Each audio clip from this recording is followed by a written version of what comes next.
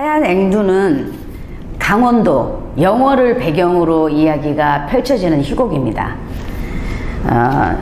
그런데 참 강원도 영월 왠지 낯설지가 않습니다. 또 기억나지? 우리가 작년에 한예종 지정 희곡 중 하나인 영월행 일기를 분석했었거든요. 같이 했었지. 그래서 영월이 낯설게 느껴지지 않습니다. 자, 이강백 작가의 영월행 일기 기억나시죠? 자, 병약한 문종이 죽고 단종이 왕위에 오르자 한 명의 계략으로 수양이 그 왕위를 차지하고 단종을 노산군으로 강봉시켜 영월로 귀양을 보내놓고 하인 둘을 영월로 보내서 단종을 죽일 그런 구실을 찾는 내용이었습니다. 사실 이때의 기록을 보면 영월로 귀양 가는 단종을 왕방연이 호송했다고 나오는데 호송길에서 자신의 심경을 읊은 시조가 있습니다. 천만리 머남은 길에 고운님 여의 없고 이 마음 둘 데 없어 냇가에 앉았으니 저 물도 내 안 같아야 울어 밤길 예놓다. 왕방연의 그 심정이 느껴지는 것 같아서 이제 찡한 그런 시조인데요. 자, 그런데 영월 하면 또 하나 유명한 것이 있습니다. 여러분 뭔지 아세요? 뭔지 아냐? 아니요. 알면 영월은 우리나라에서 가장 많은 삼엽충 화석이 있는 지역입니다. 그래서 하얀 앵두 첫 장면에서 지질학 교수인 권호평이 화석을 채집하러 영월로 내려오게 되고 대학 다닐 때 선배인 반하산의 전원주택 마당에서 반하산의 아내인 연극배우 하영란에게 삼엽충을 설명해 주는 것으로 극이 시작되는 거죠. 그리고 그 삼엽충은 그 반하산의 늙은 개 원백이 물어올 만큼 영월에 많고요. 그럼 삼엽충 얘기를 왜 하냐? 우리가 지구의 나이를 추정할 때 다시 말해서 지구가 언제 생성됐는지를 학자들은 궁금해해요. 그 궁금증을 풀기 위해 자료가 필요한데 바로 삼엽충이 가장 오래된 자료가 되는 거죠.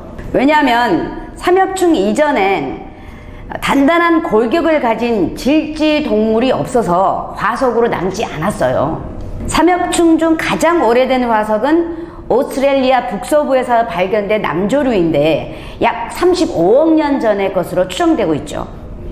35억 년을 기준으로 지구가 생물이 살 수 있는 환경이 되는데 약 10억 년 정도 걸린다고 추정했을 때 지금으로부터 약 46억 년 전에 지구가 만들어졌다고 추정을 할 수 있게 되는 거죠. 자, 46억 년, 35억 년, 그게 얼마나 긴 시간인지 체감이 잘 안 됩니다. 여러분들도 그렇죠? 응? 네. 억년의 시간이라. 자, 예를 들어 우리 인간이 한 사람이 100년을 산다고 가정했을 때 35억 년의 시간 속에 100년은 그냥 눈 한번 깜빡할 정도? 그 정도의 시간밖에 되지 않겠죠. 그것도 안 되나? 그러니까 하여간 지구의 시간으로 봤을 때 100년은 너무도 짧은 시간이라는 거죠. 만약 전 우주의 생선 시간으로 봤을 때 더욱더 짧은 시간이 되겠죠. 그런 측면에서 우리의 삶을 바라보면 좀 중요하다고 생각했던 가치들에 대해 다르게 생각되는 것 같아요. 지구를 한 번이라도 우주에서 바라보면 그동안 지구에서 느꼈던 그 모든 여러 생각들에 대해 변화가 생긴다고 해요. 시각이 달라지면서 사물을, 사건과 현상을 바라보는 가치관에 변화가 생기는 거겠죠. 어쨌든 지구에 살아있는 모든 것들은 시간 앞에서 영원하지 않고 소멸되죠. 우린 그것을 수명이라 부르는데요. 수명이 끝나기 전 모든 생물체는 자신들의 종을 번식시키려는 본능을 갖고 있죠. 그래야 자신이 사라져도 자신의 종이 계속 유지될 테니까요. 하얀 앵두의 첫 번째 사건 역시 이러한 종족 번식의 본능으로 시작해요. 다시 말해 사람의 나이로 따지면 100살, 100살 정도 되는 14살의 늙은 개 원백이가 이웃집 광노인의 개 복순이를 이제 겁탈이는 좀 웃기긴 한데 어쨌든 겁탈을 하면서 이웃집 광노인이 박하산의 집에 찾아오는 계기를 만드는 거죠. 아울러 이제 원백이는 자신에게 주어진 종족 보존의 소명을 죽기 전까지 다 하려고 노력하는 거고요. 희곡에선 늙은 개뿐만이 아니라 각종 나무들도 강인한 생명력을 바탕으로 종을 번식하려는 노력을 합니다. 왜냐하면 각각의 생명체들에게 주어진 시간이 있기 때문이죠. 그렇게 영원하지 않은 시간 속에서도 우리 인간은 상처받고 또 그 상처 주고 아파하고 괴로워하고 그리워하면서 가슴속 응어리들을 때로 놓지 못해 붙잡고 살아가기도 합니다. 이런 말이 떠오르네요. 인생 100년도 못 살면서 1000년 근심을 안고 산다. 맞습니다. 극중 인물들 역시 크든 작든 저마다의 근심과 걱정, 상처들을 갖고 살아갑니다. 반하산은 이제 점점 나이 들어가는 몸과 작가로서 잊혀져 가는 고민을, 하영란은 무명의 배우로 아직도 연극을 하고 있고 자식을 낳지 못하는 한을, 권호평은 아내의 임종 소식을 듣고도 자료 복사를 멈추지 않았던 자신의 모습에 대한 미움과 아내에 대한 죄책감을, 또 한편 그런 권호평을 사랑하는 조교 이소영은 사랑을 얻지 못해 빈 가슴으로 술만 먹으면 개가 되는 그런 허탈함을, 곽지복은 간첩으로 몰려 7년간 옥살이를 하고 나왔더니 가족이고 친척이고 찾지 말라는 말만 남기고 떠나버린 억울함을 간직하고 있죠. 어쩌면 이런 아픔은 시간이 흘러 우리가 사라지면 흔적도 없이 같이 사라질 일들이죠. 반하산 할아버지 뒷마당에 있던 하얀 앵두가 흔적도 없이 사라진 것처럼 말이죠. 하지만 극중에서 우리가 죽어도 흔적을 남기는 사건이 벌어집니다. 바로 고등학생 딸인 반지연과 반지연이 다니는 고등학교 윤리선생인 윤조안이 엄청난 나이 차이와 신분 차이를 뛰어넘어 사랑을 하게 되면서 그 사랑의 결실로 반지연이가 아이를 임신하게 된 사건이죠. 윤리적으로, 도덕적으로, 법적으로, 사회적으로 모든 면에서 질타받아야 할 사건이지만 한편으로 인류의 종족 보존을 위한 위대한 사건인 거죠. 아마도 작가가 인물들의 이름에 꽃 이름을 붙인 이유도 순환하는 자연의 시간 속에서 유한한 시간을 사는 인간에게 그 어떤 일보다 중요한 것은 생명을 탄생시키고 지키는 일이라는 것을 말하고 싶었던 게 아닌가 싶습니다. 이 지구상에서 들꽃처럼 강인한 생명력을 지닌 종도 없다는 생각이 듭니다. 어떤 비바람 속에서도 살아남아 결국 봄이 되면 꽃씨를 날려 자신들의 종을 보존하니까 말입니다. 마치 그러한 들꽃들을 보고 있자면 자신들의 생명을 얻은 유일한 이유는 꽃씨를 날리기 위함이라고 행동하는 것 같기도 합니다. 자, 여러분, 우리들도 그러한 위대한 사건을 통해 세상에 태어난 거죠. 네. 여러분, 인생에서 아니면 부모님 인생에서 그보다 더 중요한 사건이 있을까요? 이미 여러분이 이 세상에 태어났다는 거, 그리고 성장하고 있다는 것이 여러분이나 부모님, 더 나아가 인류 전체로 봤을 때도 가장 큰 사건이며 가장 중요한 의미를 갖는 거죠. 그런 얘기가 있잖아요. 오늘 여러분이 헛되이 보낸 하루가 어제 죽은 누군가에겐 간절하게 바랐던 내일이었다. 자, 하얀 앵두를 다 읽고 어땠어? 되게 재밌게 봤어요. 어떤 부분이 재밌었다는 거야? 줄거리도 되게 웃긴 장면도 있고 뭔가 좀 감동적이면서도 조금 씁쓸하고 그런 장면들도 있으면서 그런 것들이 되게 재밌었어요. 그러면 이제 재미있었어. 그리고 난 다음에 내가 하고 싶은 역할은 있었어? 저는 그 바나산을 그냥 가장 이미지가 맞다고 생각했어서 그거를 하고 싶다 생각했었어요. 그래서 우리가 이제 그 오디션이나 입시장 갈 때는 마지막 순간에는 또 이미지에 맞는 거를 준비해 가는 게 유리하겠죠. 근데 이제 배우는 과정에 있어서는 나하고 맞지 않는, 그리고 나하고 좀 다르더라도 도전해보는, 그래서 연기의 폭을 좀 넓히는 그런 연습을 해주는 게 이제 좀 연기력에 좀 도움이 되지 않을까 이렇게 생각하니까, 너무 이미지만 너무 찾지 말고 처음에는 그러니까 이것저것 해보는. 그래서 나는 이거는 못할 것 같아. 오히려 그걸 도전해보면서 해보는 그런 거를 좀 도전해보는 그런 열정이 좀 필요할 것 같아. 네. 그래서 나는 윤조한이를 오히려 이렇게 추천을 한번 해보고 싶은 게, 네가 좀 도덕주의자잖아. 되게 윤리적이고, 그리고 너한테는 그런 일이 있을 수 없다고 생각하잖아. 네. 내가 나이 차이도 되게 많고 내가 더구나 윤리 선생인데 어떻게 그런 역을 할 수 있지? 나는 못할 것 같아. 이런 역들을 오히려 도전을 해보면서 이렇게 연기의 재미도 좀 솔솔 찾아가는 게 도움이 될 거라고 생각합니다. 그리고 여러분들 이번에 보면은 곽지복의 역할이 강원도 사투리가 나오잖아요. 네.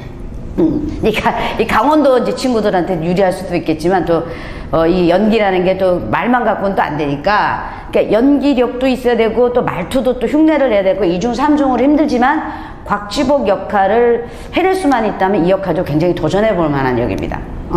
그러니까 뭔가 강원도 어투를 이제 숙지를 해야겠죠. 그러니까 주위 분들 중에 강원도 사투리를 하시는 분이 있으면 또 좀 의뢰를 해가지고 그런 것도 좀 연습해가지고 뭐 이제 원백이가 복순이를 이제 어떻게든 이렇게 접종을 해가지고 이렇게 하니까 교접을 해갖고 이제 새끼를 베게 해갖고 이제 억울하니까 막 이제 그 바나산이한테 하는 부분들 있잖아. 똑바로 매야 돼! 이러면서 막 그러잖아. 똑대이 매야 돼! 똑대이! 막 이러면서 그런 게 어투 이런 거 재밌으니까, 그러니까 말투에서 이미 코믹이 또 묻어나올 수도 있고 하니까 이런 역도 재밌으니까 한번 준비해보는 것도 좋을 것 같습니다. 자, 그러면 너도 곽지복이 역 한번 도전? 저 좋습니다. 자, 그래 놓고는, 나는 왜 말도 못하지? 이러면서 또 이렇게 슬퍼하지 말고. 자, 그럼 우리가 이제 이렇게 해서 다 합쳐서 이제 몇 개 했지? 우리가? 지금 6개 했습니다. 뭐 했지? 메데이아, 산불, 맥베스, 소년이 그랬다, 다리 위에서의 풍경, 그리고 하얀 앵두, 이렇게 했습니다. 산불 네. 산불 말했나? 어쨌든 그래서 우리 6개 한 거네? 네. 그 6개를 했으니까 이제 3개 남은 거네. 네. 그 3개 뭐뭐 남았어? 갈릴레이의 생애, 그리고 시라노 드 베르주라크, 그리고 다시라기, 이렇게 남았습니다. 그 3개 이제 남았는데 다음에는 뭘 할까? 저 지금 갈릴레이의 생애를 읽고 있는데 그걸 하는 게. 그럼 다음에는 갈릴레이 생애로 우리 한번 준비해 볼까? 네. 이제 그렇고, 여러분들도 우리 이제 여기 준비한 지정 희곡을 분석한 것들을 보시면서 댓글에 저는 이 부분이 참 궁금해요 라든지, 선생님 저는 대사를 이걸 준비하고 싶은데 어차피 2차에 이건 준비해야 되니까 1차에 합격한 것도 중요하지만 그 대사 또 연습하는 데 있어서도 이렇게 지정희곡을 보고 준비하는 것도 나쁘지 않으니까 대사를 전 이거 좀 해보고 싶다라는 게 있으면 댓글로 써주시면 그 대사를 갖고 또 분석하는 것도 영상 찍어 올릴 수 있으니까 구독자 여러분들의 많은 참여 부탁합니다. 그러면 제가 또 여러분들을 위해서 또 대사 분석도 같이 한번 해볼까 합니다. 많이 댓글 달아주세요. 보면서 조금 이건 좀 어렵다 아니면 이해 안 되는 부분이 있으면 좀 얘기해봐. 중간중간에 나오는 막간그 부분이 왜 이거를 넣었는지 잘 모르겠더라고요. 그게 이제 나 같은 경우는 이 막간극 들어가는 게 굉장히 재미있었던 부분이긴 한데요. 그러니까 만약에 이제 이 막간극에 나오는 그 노파가, 하얀 옷을 입은 노파가 누가 봐도 뭔가 저승사자 좀 느낌이 났잖아. 죽음의 어떤 상징 같은. 그래서 그런 누군가가 죽으니까 이제 죽음 때문에 데리고 온 저승사의 느낌도 났는데, 그것도 있었지만 우리가 살아가면서 죽음도 항상 같이 병행하는, 그래서 누군가 태어나고 누군가는 죽는 거가 그 하루에도 계속 일어나는 그런 일들, 그리고 이제 우리가 살다가 죽고 또 죽음과 삶을 그렇게 윤회한다는 그런 의미에서 그렇게 좀 배치를 해놓은 거 아닌가, 이런 생각도 했습니다. 이해됐지? 네. 그래서 그 점이 재밌었던 것 같아요. 사실 우리가 섬세하고 세세하게 궁금한 것들이 생겨서 고민하고 막 이렇게 접근을 하려면 좀 더 희곡을 더 많이 봐야겠지. 네. 그래서 2번, 3번 보면서 놓쳤던 것들도 찾아내고, 그럼 좀 더 궁금한 들이 많이 생기면서 인물을 또 이렇게 연구해 가거나 이렇게 접근을 해야 되니까, 한 번 읽고는 그 정도의 이제 궁금증이 생긴 게 그게 너의 정도인 거지. 너의 이 연기에 관련된 그 정도인 거지. 그러니까 그러면 이제 더 이렇게 시간을 투자를 해서 더 많은 궁금증과 고민을 해야 되는 숙제가 너한테 남아있는 거고. 네. 그리고 여러분들도 어떻게 보면 이 작품에서 얘기하고자 하는 거는 바로 시야에 대한 얘기입니다. 그러니까 시야가 좁으면 아무래도 보는 게 이렇게 좁죠. 그러니까 우리가 이제 그 예를 들어 보면 그 운전하는 초보 운전을 하는 사람들이 운전을 하고 가다 보면 백미러에 비친 뒤에 차가 바로 뒤에 딱 따라오는 것처럼 느껴지거든요. 그러니까 어떻게 그 흐름에 따라서 깜빡이를 켜고 그러니까 차선 변경을 하면 되는데, 너무 처음이다 보니까 백미러에서 바로 딱 붙여서 오는 그 느낌 때문에 차선 변경이 힘들단 말이에요. 그러면서 시야가 좁으면 차선 변경을 못하는 그런 상황이 생기는 것처럼, 여러분들도 이제 입시나 오디션장에 가면 시야가 좁아서 그냥 심사위원들이 그냥 뚜뚜뚜뚜뚜뚜 하면서 나만 딱 쳐다보는, 그게 집중적으로 딱 이렇게 들어오게 되면 바짝 긴장을 해가 쫄죠 이제. 그러니까 어떻게 주위에서 뭔가 교수들이 좀 쭉 앉아있고 주위에 뭐 공간도 좀 보고 이렇게 뭔가 이렇게 돼야 되는데, 바짝 쫄아서 하는데 그거 하던 것도 제대로 못하고 오는 거지. 네. 그러니까 그렇게 하지 말고 가면, 내가 앞으로 다닐 학교고, 그리고 이 공간이 어느 정도 넓이며 그 내가 움직임을 했을 때 어느 정도 조금 스텝을 밟아야 되겠다든지 이런 것도 좀 이렇게 뭐 관망해서 보고, 그리고 심사위원 선생님들이 어떤 분들이 계신가 라고 하면서 서로 눈도 좀 맞추고, 그러면서 미소도 좀 띄우면서 소통하고 교류하면 이게 훨씬 더 이렇게 그 입시장 분위기가 밝고 좋을 텐데, 본인도 이제 어깨가 좀 가벼워질 텐데, 그 짓눌려가지고 아무것도 보지도 못하고 그냥 그거 지 것만 딱 하고 나와. 입시장에 가서 자기 것만 하고 나오는 애들 치고 합격하는 애를 단 한 명도 못 봤습니다. 근데 걔가 실력은 좀 떨어져도 오히려 들어가서 교수님들하고 교류하고 소통하고 나온 아이들, 그런 아이들이 합격할 확률이 훨씬 높습니다. 그래서 질문에 대한 거를 무슨 답을 해야 될지 막 이렇게 할 게 아니라, 머리 굴리고 뭐 쫄고 이럴 게 아니라, 순간적으로 그 물어보면 거기에 맞게 자기가 그냥 열려있는 마음으로 솔직하게 말하면 됩니다. 그리고 솔직하게 말한 게 그 교수의 마음에 안 들면 안 가면 되는 거고, 좀 배짱인 거예요. 배짱도 좀 두둑해야 되고, 이래야 되는 겁니다. 이렇게 넓게, 그러니까 시야도 좀 넓게 이렇게 갖고 있으면. 그래서 이 책에서 그 얘기하고 싶은 거잖아요. 5억 년 전에 그렇게 뭐 흔적만 남긴 삼엽충의 그 흔적만 남긴 화석을 보면, 우리의 이 100년이라는 거는 정말 눈 깜짝할 사이에 이렇게 지나가는, 아무것도 이렇게 남아있지 않은 사라지는 시간들이니까 너무 그렇게 급급해하고 앙당하면서 살지 말자, 이런 얘기가 좀 더 담겨 있지 않나, 저는 개인적으로 그렇게 생각합니다.